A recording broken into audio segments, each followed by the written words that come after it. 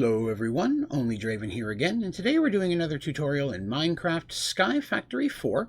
Today we're going to be showing you how to make and use the Monolith of Experience and the Monolith of Spawning, which are both part of the Dark Utilities mod.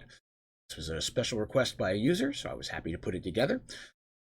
Both of these can be made relatively easy once you have access to the end, but they can be helpful in different situations. Now, if you find this video helpful and you like it, please be sure to click like. But most importantly, please remember to hit that subscribe button. That way you can see all my videos and tutorials as they come out. Okay. So the first thing we're going to need is pearl blocks. And to get a pearl block, you're going to use a piece of endstone surrounded by shulker pearls. Shulker pearls, of course, can be got from a shulker itself, which can be found in the end. They can also be found using deep mob learning if you have the shulker matter maxed out. Next, we're going to need a bottle of enchanting, which can be made several different ways, but the easiest one is just going to be 3 glowstone, 2 blaze rod, water bottle, 2 eye of ender, and a block of gold. So to make the Monolith of Experience, we're going to use 3 of those pearl blocks, the bottle of enchanting, and 5 more shulker pearls. And for the Monolith of Spawning, almost the same thing, 3 pearl blocks, 5 shulker pearls, but instead of the bottle of enchanting, we're going to use a nether star. So let's talk about how these work.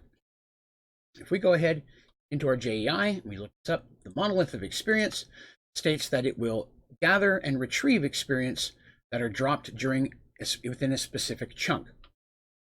The Monolith of Spawning will increase the amount of natural mob spawns in an individual chunk, but those mobs will have extra health and deal extra damage. Where would these be useful? Well, in Sky Factory 4, most commonly, they can be beneficial in a mob farm or mob spawner. So here we have just a real basic little mob farm spawner that I've put together. As you can see by the red there, that inside is still, even though I've got glass, it is still dark in there, so mobs will spawn. I've got some mob mashers set up. I've got a collector for items, and this dispenser here we're going to use in just a few moments. But first of all, these monoliths, specifically when used, number one, cannot be both used within the same chunk. And secondly, they will cover an entire chunk. How big is a chunk? Well, a chunk is 16 blocks by 16 blocks by 256 blocks high, for a total of 65,536 blocks. So the base here is 16 by 16. But this is how big a chunk is. If you're using a chunk loader or something that affects a specific chunk, this is how much space it's going to cover. 16 by 16, top to bottom. So we're going to go ahead and we're going to grab some of these monoliths here, a couple other items. The first one, of course, we're going to use is the mob of spawning. You can just set it down anywhere within that chunk, because it's going to cover 16 by 16. So you want to have it, centralized to the chunk you want. Put that there. As you notice, when I put one down, I'll do it again, the first one automatically explodes, because you can't have more than one chunk or one monolith within a specific chunk.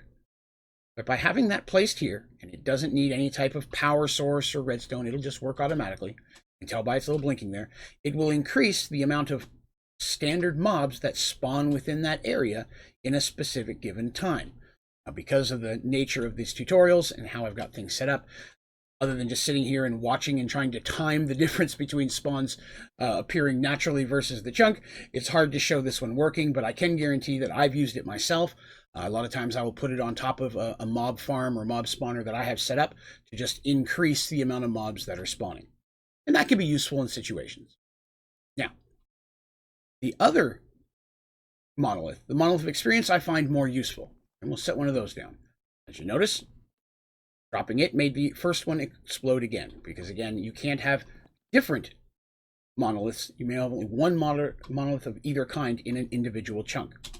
So this monolith, it's going to gather any experience that are dropped by monsters. Mobs in this little mob farm that we have.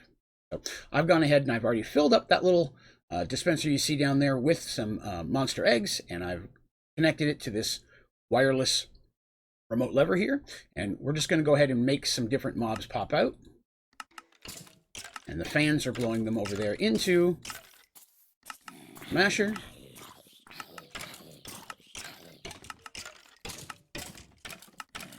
We'll just spit out a bunch of different ones here. Now that item collector in the back will be gathering up any items that they drop, such as gunpowder, zombie flesh, things of that nature, kind of as you would in a normal mob farm.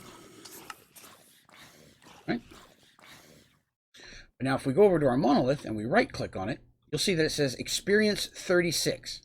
It has gathered 36 points worth of experience from that monolith. And there's different ways to get that out, but one of the best uses for the monolith experience is to get the bottle of enchanting, which we already had one in order to make the thing. But if you're needing to make another one, but just using the glass bottle and right-clicking on it, it will take out 15 experience and create you a bottle of enchanting. And we right-click on it again. Now you see it says 21. That will gather up experience and store that. It's not the best form of gathering experience, but it can be useful depending on how your setup you have built. But it is a handy little device to have, especially once you're able to make them. And it's a great way of getting bottles of enchanting very, very simply.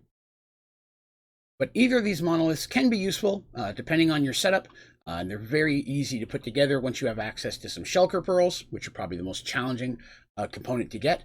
Once you have those, you can combine them with your mob farm to get several different results. The increased spawning would drastically help, especially if you're in an area where you're not getting a lot of mobs to farm, depending on your biome. Okay, so that's pretty much the two monoliths. Again, very simple to use, but relatively easy to put together once you have access to the end. But something you may want to put together. If you find an interesting way to use either of these monoliths in your own build, I'd love to see that. Feel free to leave any questions about this tutorial or interesting comments you found ways to use them down in the description of this video, as well as any recommendations or suggestions for tutorials that you'd like to see in Sky Factory 4. I'm always looking for new ideas. You can also go to my website, OnlydravenGaming, and there you'll find access to all of my tutorials, as well as ways to submit recommendations via email, links to all my social media accounts, links to my streaming schedule, and a lot of other interesting resources that you may find helpful. So I really do recommend checking out the website. But that is going to do us for this one. Thank you very much for watching. Have a great day.